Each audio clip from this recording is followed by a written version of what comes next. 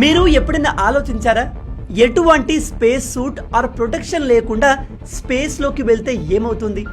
100% చేస్తాం, అందులో డౌటే లేదు. కానీ ఎలా చేస్తాం? ఇది చాలా ఇంట్రెస్టింగ్గా ఉంటుంది, జాగ్రత్తగా వినండి. స్పేస్ అనేది ఒక వ్యాక్యూమ్, అంటే అక్కడ ఏది ఉండదు, ఈవెన్ గాలి కూడా ఉండదు.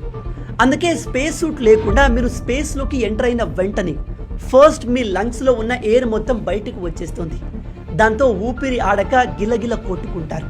ఇప్పుడు మీలో కొంతమంది నేను ఊపిరి బిగపట్టేస్తాను, గాలిని బయటకు పోనివ్వను అంటారు. ఒకవేళ మీరు అలా చేశారనుకోండి, ఇంకా ఫాస్ట్గా చేస్తారు.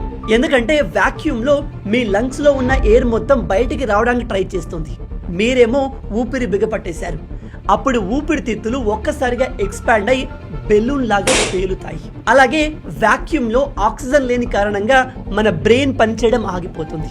కొందరికి ఆక్సిజన్ ఉన్నా పనిచేయదు, అది వేరే సంగతి. ఆక్సిజన్ లేని కారణంగా 10-15 సెకండ్స్లోనే మీరు అన్కాన్షియస్ అయిపోతారు. అండ్ మీ బాడీ మొత్తం బెలూన్ లాగా ఉబ్బుతుంది. మన బాడీ సైజ్కి 2 టైమ్స్ సైజ్ ఎక్స్పాండ్ అవుతుంది, కానీ పేలదు. బాడీ మొత్తం అలాగే ఫ్రీజ్ అయిపోతుంది. మీరు మ్యాక్సిమం స్పేస్లో 1 నుంచి 2 నిమిషాలు మాత్రమే బతుకుతారు. ఆ తర్వాత పర్మనెంట్గా షట్ డౌన్ అయిపోతారు. ఇంట్రెస్టింగ్ విషయం ఏమిటంటే, మీరు చనిపోయిన తర్వాత కూడా మీ బాడీ పాడవదు. వేల లక్షల సంవత్సరాల వరకు మీ బాడీ స్పేస్లో అలా తిరుగుతూనే ఉంటుంది.